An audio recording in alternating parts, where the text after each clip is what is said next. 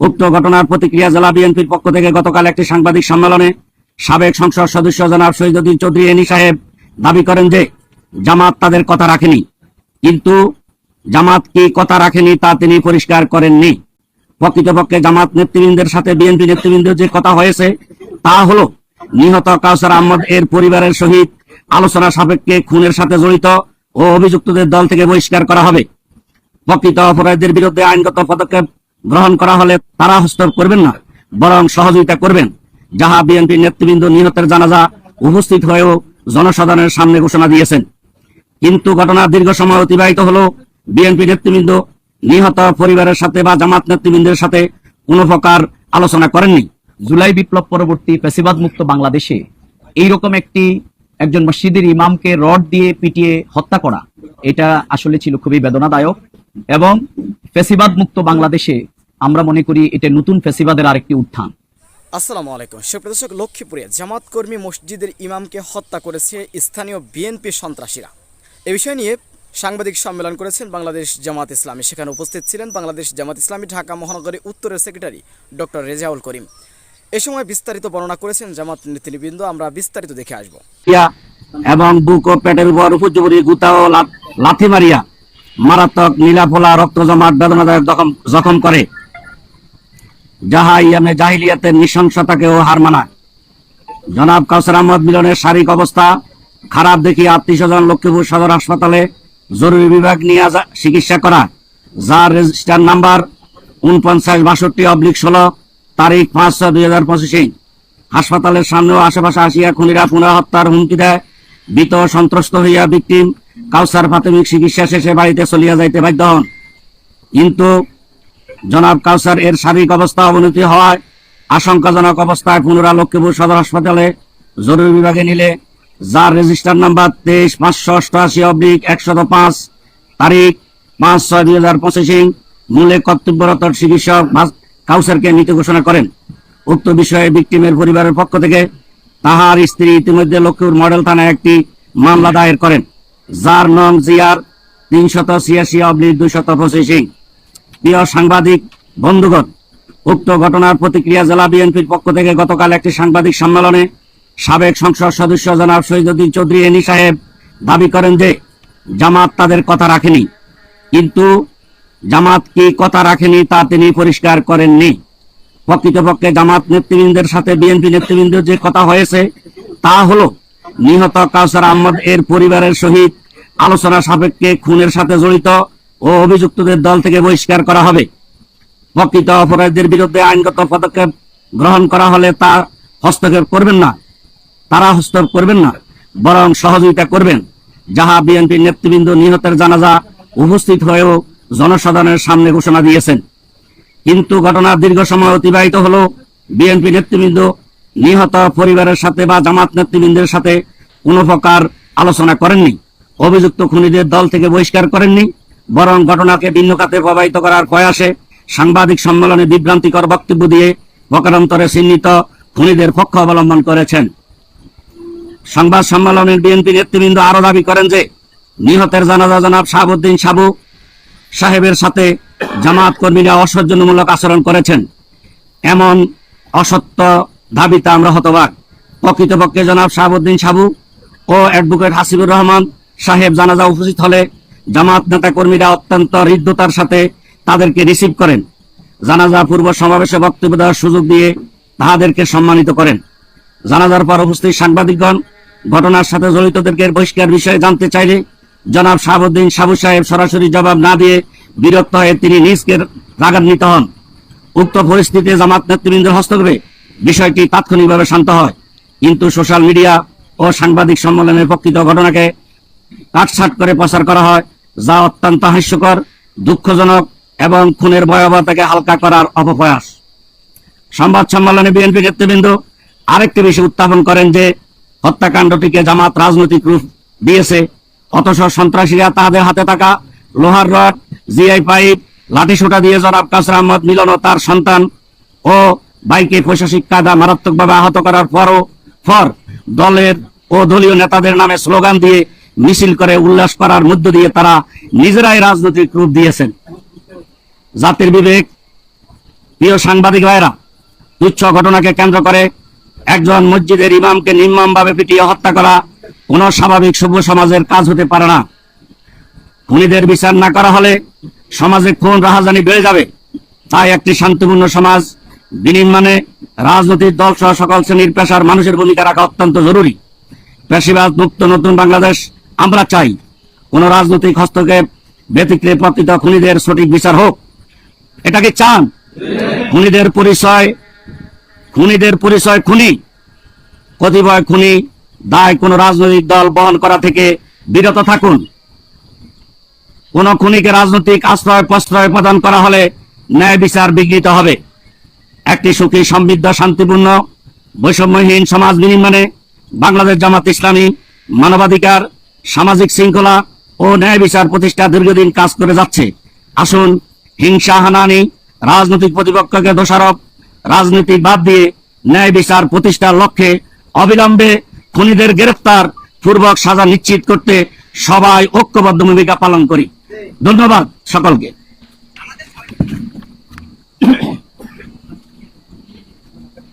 যে সম্মানিত সাংবাদিক ভাইরা, আমাদের জেলা জামাতের সম্মানিত সেক্রেটারি বিস্তারিত সংবাদ সম্মেলনে লিখিত বক্তব্য পেশ করেছেন। আমার বিশ্বাসের মধ্য দিয়ে আপনারা আমাদের এখানে যে অনাকাঙ্ক্ষিত, অনভিপ্রেত এবং নারকীয় পৈশাচিক হত্যাকাণ্ড সংগঠিত হয়েছে এটি সম্পর্কে বিস্তারিত আপনারা জানতে পেরেছেন। মূলত ঈদ করবার জন্য গোটা বাংলাদেশ, দেশের মানুষ, আমরা সবাই যখন আমরা ঐক্যবদ্ধ, আমরা প্রস্তুতি নিচ্ছিলাম, তখন জুলাই বিপ্লব পরবর্তী ফ্যাসিবাদ মুক্ত বাংলাদেশে এইরকম একজন মসজিদের ইমামকে রড দিয়ে পিটিয়ে হত্যা করা, এটা আসলে ছিল খুবই বেদনাদায়ক। এবং ফ্যাসিবাদ মুক্ত বাংলাদেশে আমরা মনে করি এটা নতুন ফ্যাসিবাদের আরেকটি উত্থান। সুতরাং এই অবস্থায় আমরা বিস্তারিতভাবে আপনাদের কাছে তুলে ধরবার চেষ্টা করেছি। আমরা মনে করি না যে বাংলাদেশ আবার হেলমেট বাহিনী থেকে রড বাহিনীতে কেউ পরিণত করুক। এটি হচ্ছে আমাদের মূল কনসার্নের জায়গা। সেই জায়গা থেকে আমরা আমাদের লিখিত বক্তব্যে আমরা বলেছি যে নেতৃবৃন্দ আমাদের সাথে যে কথা ছিল সেই কথা হচ্ছে যে দল থেকে তাদেরকে খুনিদেরকে বহিষ্কার করা হবে। এবং যেহেতু এই মামলাটি কিন্তু কোনো রাজনৈতিক মামলা না, জামাতের নেতাকে হত্যা করা হয়েছে, কিন্তু সামাজিক একটি ঘটনা, সেই জায়গায় আমাদের উভয় পক্ষের কথা হয়েছিল যে হত্যাকারী যেই হোক তাকে বহিষ্কার করা হবে। এটা জানা যায় বক্তব্য ছিল। এবং পরবর্তী নেতৃবৃন্দকে নিয়ে উভয় দলের যখন ওনারা বসেছেন সেখানেও কিন্তু একই কমিটমেন্ট ছিল, কিন্তু সেই কমিটমেন্ট তো রাখা হয় নাই। বরং এখানে একটি জঘন্যতম কথা বলা হচ্ছে যে জামাত একটি স্বাভাবিক মৃত্যুকে নিয়ে রাজনীতি করছে। আমরা মনে করি এখানে আমরা কিন্তু সদর হসপিটালের নাম্বার সহ উল্লেখ করেছি, যিনি জীবিত অবস্থায় আহত হয়ে সরকারি হসপিটালে চিকিৎসা নিয়েছেন, তার মাথায় এবং গাড়ে আঘাত, সেটার একজন নিহত হওয়ার পরে সেটাকে কিভাবে স্বাভাবিক মৃত্যু বলা হয়, এটি আমাদের সবচেয়ে বড় প্রশ্ন। এবং এটি কোনো আমাদের রাজনৈতিক কোনো নেতৃবৃন্দের পক্ষ থেকে যদি এই জাতীয় কথা আসে, তাহলে আমরা মনে করি এটি সভ্য সমাজ এবং আমাদের সমাজ এটাকে কোনোভাবে গ্রহণ করবে না। এই জন্যে সাথে সাথে আরেকটা বিষয় আপনাদেরকে আমরা একটু স্পষ্ট করতে চাই, সেটি হচ্ছে এখানে মৃত্যুর আগে তার চিকিৎসা, তার আঘাতপ্রাপ্ত ওই হসপিটালে যাওয়া, তাহলে তিনি আঘাতপ্রাপ্ত হয়েছেন, এটা ভেরি ক্লিয়ার। কিন্তু সেখানে আবার বলা হচ্ছে, ইন্টারভিউ দেয়া হচ্ছে, একদিকে আমাদের সাথে বলা হলো যে আমরা এই ঘটনার সাথে সম্পৃক্তদেরকে বহিষ্কার করব, আবার এটাকে আরেক দিকে স্বাভাবিক মৃত্যু বলা হচ্ছে। আবার আরেকটি কথা বলা হয়েছে যে উনি এর আগে স্ট্রোক করেছেন, এটা স্বাভাবিক মৃত্যু। এই যে অনেক রকম কথা আমাদের এই জায়গাগুলোতে এসে গোটা জাতি কিন্তু বিভ্রান্ত। তিনি মূলত তার ছেলেকেই রক্ষা করবার জন্য, বাঁচানোর জন্য, এখানে কিন্তু এই সন্ত্রাসীদের পক্ষ অবলম্বন করে দেখুন, কাউসার ভাই কিন্তু গিয়েছে তার ছেলেকে মেরে ফেলতেছে এবং তাদেরকে রক্ষা করার জন্য, তখন কিন্তু তাকে আঘাত করা হয়েছে। আবার তিনি যখন চিকিৎসা নিতে আসলেন, পৃথিবীর ইতিহাসে এটি মনে হয় জঘন্যতম আরেকটি অধ্যায় যে একজন ব্যক্তি চিকিৎসা নিতে আসার পরে সেখানে আবার ভয়ভীতি প্রদর্শন করা হয়েছে। এটা মানবাধিকার, শিষ্টাচার সবকিছু লঙ্ঘন এবং গোটা পরিবার নিরাপত্তাহীনতা। এটা রাজনীতিকরণ কারা শুরু করেছে? সন্ত্রাসীরা এখানে তাকে আহত করেছে এবং তিনি মারা গেছেন। কিন্তু বাড়ির পার্শ্ববর্তী এলাকায় মানে রাজনৈতিক দলের নেতা কর্মী যারা মামলার আসামি, তারা বিরাট একটি মিছিল করেছে, যেটা সোশ্যাল মিডিয়া আজকে আসছে। তাহলে রাজনীতিকরণের সূচনাটা কে করলো, এটি আমাদের সাংবাদিক ভাইদের কাছে বড় প্রশ্ন। যদি এটা যে কোনো একটা ইনসিডেন্টে হয়, তাহলে এটা তো থামানোর জন্য যাবেন, কিন্তু হুমকি দেয়া হচ্ছে এবং তিনি যেন চিকিৎসা নিতে না পারেন সেখানে এসে বাধা সৃষ্টি করা হয়েছে এবং তার গোটা পরিবার এখনো নিরাপত্তাহীনতার মধ্যে আছে। আরেকটি বিষয় বলা হয়েছে যে কনফিউশনটা, এবং এটা নিয়ে আমরা এখন উদ্বিগ্ন, আমরা এটা জাতির সামনে তুলে ধরতে চাই। সেটি হচ্ছে এই রকম হত্যাকাণ্ডের পরে পোস্টমর্টেম হয় এবং এটা রিপোর্ট আসে এবং এই রিপোর্টগুলো এখানে যুক্ত হয়, কিন্তু এখন কিন্তু রিপোর্ট আসার আগেই কেউ কেউ এই ব্যাপারে কনফিউশন তৈরি করার চেষ্টা করছে।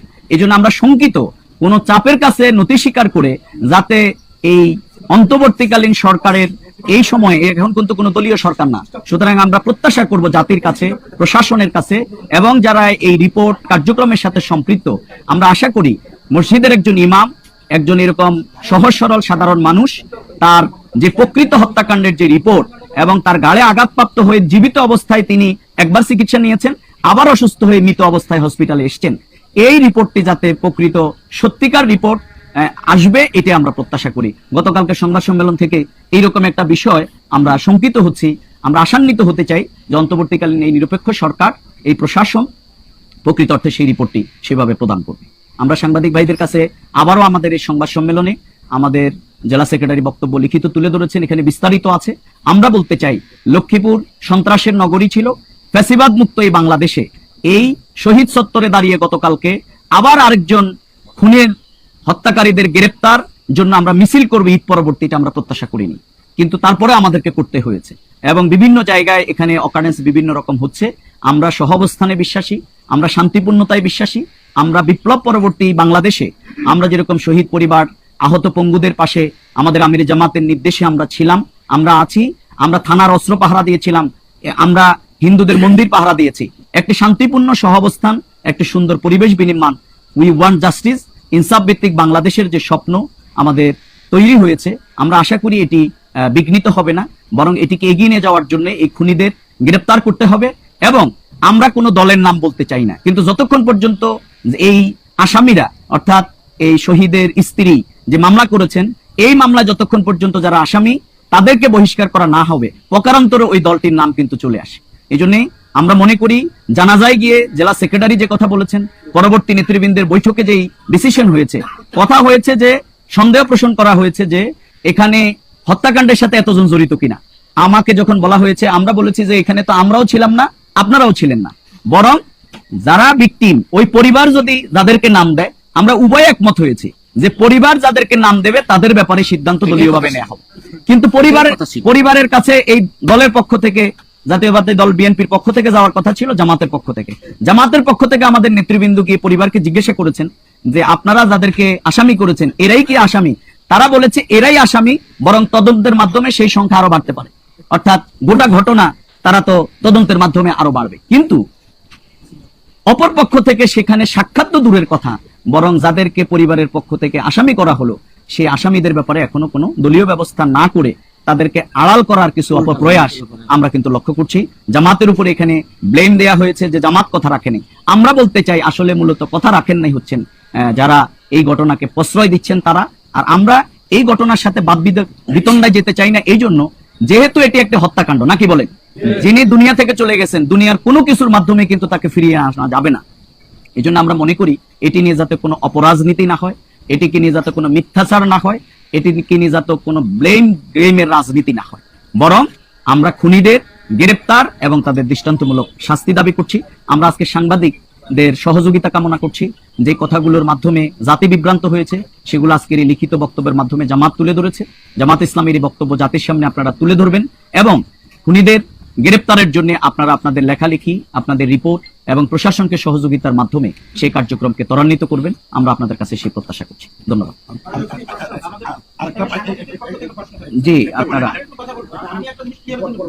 একটা পয়েন্ট আসছে, একটু বলি, মানে কথা যোগ করছে, এটা মিডিয়া আছে, আপনারা দেখেছেন, বলেছে যে রাজনীতির একটা স্বাভাবিক রাজনীতি হত্যাকাণ্ডকে, মৃত্যুকে রাজনৈতিক রূপ দিয়েছে, কিন্তু এইভাবে হুমকি দেওয়া হয়েছে।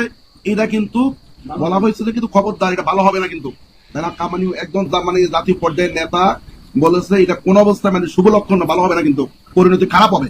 এই ভাষায় কথা বলেছে, এটা মিডিয়া রাখছে, এটা বলতেছে মানে দায়িত্বশীল পর্যায়ের পক্ষ থেকে এই জাতীয় হুমকি দেওয়া মানে এটা কিন্তু ভালো হবে না।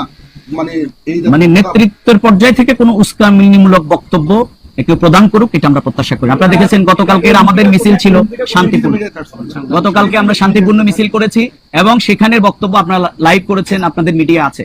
আমরা এরপরেও আমাদের কর্মীরা আমরা সকলে মিলে মনে করছি যে প্রকৃত ঘটনার দোষীদের গ্রেপ্তার করে দৃষ্টান্তমূলক শাস্তি হোক, কিন্তু উস্কানিমূলক বক্তব্য কারো কাছ থেকে আমরা প্রত্যাশা করি না, কারণ এখানে প্রত্যেকে তার তার অবস্থান থেকে এখানে রাজনীতি করছে জনগণের জন্য। সুতরাং হুমকি দমকির রাজনীতি, এটা ফ্যাসিবাদী ভাষা, এটা বিগত দিনে ছিল, এগুলো যেন কেউ এখন না করে, আমরা সেটাই দাবি করব, সেটাই আহ্বান করব।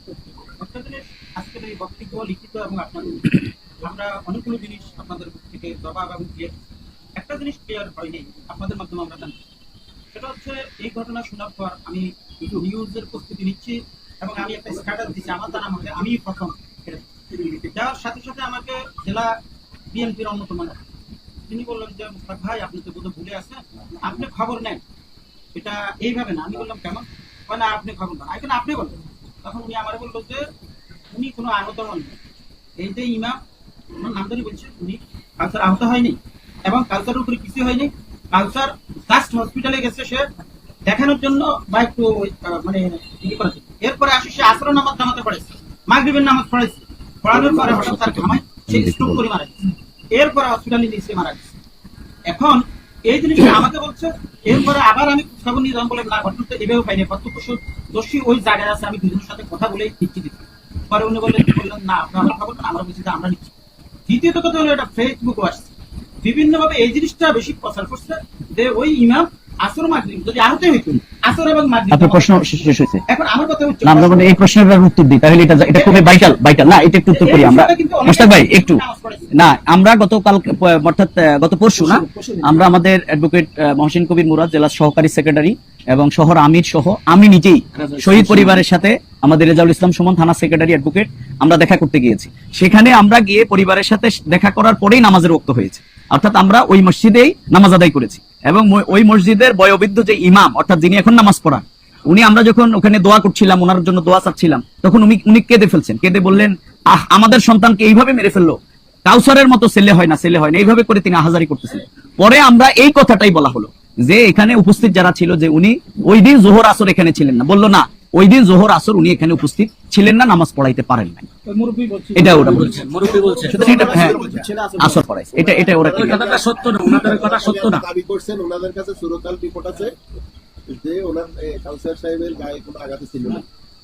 দেখুন রফিক ভাই, আমরা তো এটা বলে ফেলেছি, এটা তো উল্লেখ আছে এখানে নাম্বার সহ, আপনারা একটু হসপিটালে যান, যেহেতু সরকারি ইস্যু, হসপিটালে আপনাদের রাইট আছে, সেখানে গিয়ে তিনি জীবিত অবস্থায় সকালে মাইর খেয়ে এসে ভর্তি হয়েছেন, এন্ট্রি হয়েছেন সরকারি হসপিটালে 12:30টায়, যে তার ঘাড়ে এবং মাথায় আঘাতের চিহ্ন নিয়ে।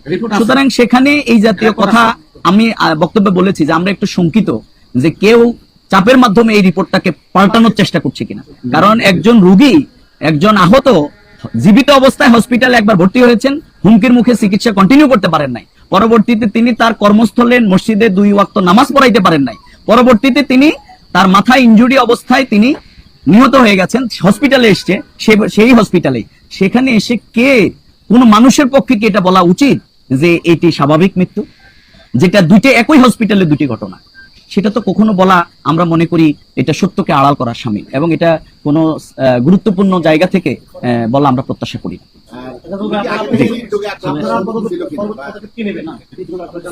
দেখুন, আমরা আমাদের কেন্দ্রীয় নেতৃবৃন্দের সাথে আলোচনা করি, আমরা পর্যায়ক্রমে সেই পরিবার মামলা হয়েছে, আমরা চেয়েছিলাম যে প্রশাসন, আমি পুলিশ প্রশাসনকে বললাম যে আপনারা এখনো কেন গ্রেপ্তার করতে পারলেন না, বললাম আমরা খুব খোঁজাখুঁজি করতেছি, আমি বললাম যে আগে তো আমরা যেখানেই থাকতাম আপনারা ধরে নিয়ে আসতেন, তো এখন এত খুঁজতে হচ্ছে কেন, আপনারা ধরেন তাদেরকে। আমরা প্রত্যাশা করেছিলাম এইরকম একটি ঈদের আগে এরকম একটি হত্যাকাণ্ড, একজন ইমামকে এরকম পিটিয়ে, রড দিয়ে পিটিয়ে অমানবিকভাবে হত্যা করা গোটা বিশ্বের সব মানুষকে মানে আলোড়িত করেছে এবং এই ঈদের পূর্বক্ষণে হওয়ার কারণে এই পরিবারে কোনো ঈদের আনন্দ ছিল না। সুতরাং এইরকম একটি জঘন্যতম একটি মানবিক ইস্যুটাকে প্রশাসন সেইভাবে দেখবে, এটা আমাদের প্রত্যাশা ছিল। কিন্তু আমরা যখন দেখলাম গ্রেপ্তার হয় নাই, তখন আমরা কিন্তু গতকালকে আমরা মিছিল করেছি শান্তিপূর্ণভাবে এবং আমরা এই সংবাদ সম্মেলন আজকে করতাম না যদি এই জাতীয় প্রশ্ন, অন্যায্য প্রশ্ন, অসত্য কথাবার্তা না তুলে দেয়া হয়। তাহলে আমরা মনে করেছিলাম জিনিসটা ঠিক আছে, গ্রেপ্তারের লাইনটাকে আমরা এখন ই করব। কিন্তু অনেকগুলো অসত্য আলাপ বিভিন্ন জায়গায় চলে আসার কারণে আমাদেরকে মূলত বাধ্য হয়েছি এই সংবাদ সম্মেলন করবার জন্য। আমরা পর্যায়ক্রমে আমরা আরো চূড়ান্ত কর্মসূচির দিকে আমরা যাব, সেগুলো আমরা জানাবো।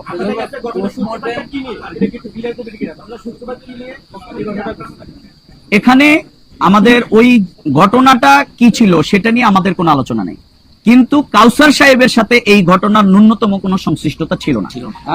তার ছেলেকে এখানে মারা হচ্ছে এবং তার ছেলে এটার সাথে জড়িত না, কিন্তু তার ছেলেকে যখন মারা হচ্ছে তিনি তার ছেলেকে রক্ষা করার জন্য গিয়েছেন, আর ওই ছেলেকে বাঁচাতে গিয়েই তিনি তাকে কিন্তু রড দিয়ে পিটিয়ে তাকে নিহত করা হয়েছে। সুতরাং আমরা এটাই দেখতে চাই যে একজন ব্যক্তি তার সন্তানকে বাঁচাতে গিয়ে তাকেই জীবন দিতে হয়েছে।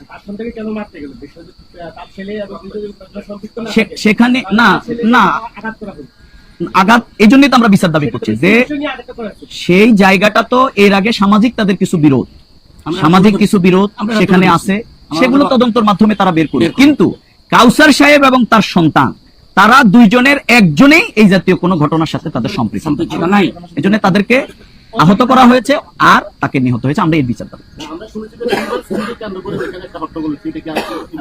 এটা আমরা শুনেন, আমরা এখানে কে আরজু আর কে আগে আওয়ামী লীগ করতো, কে ফ্যাসিবাদী, ইট ডাজন্ট ম্যাটার। আমরা এটা জানতে চাই না। গোটা সোসাইটির রিপোর্ট পেশ করা জামাত ইসলামীর দায়িত্ব না। জামাত ইসলামী এখানে তার কর্মী নিহত হয়েছে, আমরা সেই ব্যাপারে বিচার দাবি করছি। সুতরাং এর আগের পূর্বাপর কি ঘটনা এগুলো বের করার দায়িত্ব প্রশাসনের, এগুলো সামাজিক বিরোধ তারা দেখবে।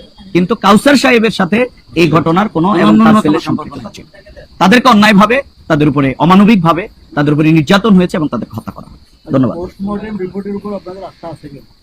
আমরা তো অবশ্যই এই সরকারের কার্যক্রমের উপর আস্থা রাখতে চাই, কিন্তু এতগুলো জাঁকজমকপূর্ণ ঘটনার পরেও যদি রিপোর্ট আমরা আস্থাই রাখতে চাই, যে আমরা আশা করব রিপোর্টটা ভালো, সত্যিকার যে তাকে আঘাত করা হয়েছে, আঘাতপ্রাপ্ত হয়ে তিনি ভর্তি হয়েছে, কিন্তু প্রভাবিত হয় কিনা এটার ব্যাপারেও আমরা কথা বলেছি। আমরা আশা করছি প্রশাসন সেই ব্যাপারে দেখবে। এরা বিভিন্ন দলের পদপদবিতে আছেন, দলের বিভিন্ন পদপদবিতে আছেন। এখানে উল্লেখ করা হয়েছে বাংলাদেশ জাতীয়তাবাদী দল বিএনপির, এই জন্যই তো তাদের জেলা সেক্রেটারি গেছে, অন্য দলের সেক্রেটারি তো যায়নি, গিয়েছেন বিএনপি সেক্রেটারি, অর্থাৎ তাদের লোকেরা এখানে ছিল। কিন্তু কথা ছিল তারা যখন তাদেরকে দল থেকে বহিষ্কার করবে তখন সন্ত্রাসীদের আর কোনো দল নাই, তারা সন্ত্রাসী, তাদেরকে গ্রেপ্তার করে শাস্তি দিতে হবে। আমাদের এই পর্যন্তই দাবি ছিল। আমরা এর সাথে দলকে পেছিয়ে কোনো রাজনীতি করতে চাই না, বরং এটা আমরা দেখতে চাই। এবং কিন্তু ঘটনার পরে বিএনপির নামে মিছিল করে, পরিবারকে জিম্মি করে, ভয়ভীতি তৈরি করে তাদের যাতে ঘর থেকে বের হইতে না পারে। দেখুন এই ঘটনায় কিন্তু তারা যে মিছিলটা করেছে, এই মিছিলে কিন্তু গোটা পরিবার আতঙ্কিত হয়ে আরো কয়েকজন নিহত হতে পারত। তার 5 জন মেয়ে, একটা মাত্র সন্তান অল্প বয়সে। সুতরাং এটা একটা বড় জঘন্যতম অপরাধ ছিল। আর এটাকে রাজনীতিকরণের সূচনাটা মানে ঘটনার সাথে ওই মারামারিতে কয়েকজন ছিল, কিছু লোক ছিল, যে কয়জন হয়তোবা, কিন্তু মিছিল করেছে বিরাট সংখ্যক লোককে একত্রিত করে, যেটা বিএনপি করেছে। তারা বিএনপির লোক, স্বেচ্ছাসেবক দলের লোক, তাদের অন্যান্য বিভিন্ন ইউনিটের লোক। গতকাল সংবাদ সম্মেলনে আমি যেটা জেনেছি যে তাদের পক্ষ থেকে, বিএনপির পক্ষ থেকে বলা হয়েছে যে বিষয়টি রাজনীতির নামে কাজ করা। আমাদের রাজনৈতিক কর্মী, আমাদের নেতা হত্যা করা হইলো, সুতরাং এর প্রতিবাদ চাইলে যদি কেউ এটাকে রাজনীতি মনে করে, এটা ওনাদের ব্যাপার। কিন্তু আমাদের সেই দায়িত্ব ছিল সেই জামাত ইসলামী, এবং আমরা জেনেছি আসলে মূলত হত্যাকাণ্ডটা ইনসিডেন্ট হঠাৎ করে হয়নি, বরং পরিকল্পিত ভাবেই তাকে কিন্তু হত্যা করা হয়েছে। নচেত সে তার সন্তানকে বাঁচাতে গিয়ে ঘটনার সাথে সম্পৃক্ত না, তাকে কেন হত্যা করা হবে? এলাকার শান্তি এবং নিরাপত্তা প্রতিষ্ঠায় আইনশৃঙ্খলা বাহিনীর ভূমিকা কি দেখতে পাচ্ছেন? আমরা আর অন্য ইস্যুতে যেতে চাই না আজকে। আমরা এই পর্যন্ত আজকের ঘটনা, যেহেতু সংবাদ সম্মেলন এটি নিয়ে, তো সাংবাদিক বন্ধুগণকে আমরা ধন্যবাদ জানাই এবং এই ঘটনায় আমরা আপনাদের সহযোগিতা কামনা করছি এবং সত্যিকার যে এই ঘটনাগুলো জাতির সামনে আপনারা সেটি তুলে ধরবেন, এটি আমাদের প্রত্যাশা। সুপ্রিয় দর্শক, বিষয়টি আপনারা কিভাবে দেখছেন অবশ্যই আপনাদের মূল্যবান মন্তব্য কমেন্ট বক্সে জানাবেন। সবসময় সত্য নির্ভেজাল তথ্য পেতে স্বাধীন Bangla TV YouTube channel subscribe করে আমাদের সাথে থাকুন। আসসালামু আলাইকুম রহমতুল্লাহি ওয়া বারাকাতুহু।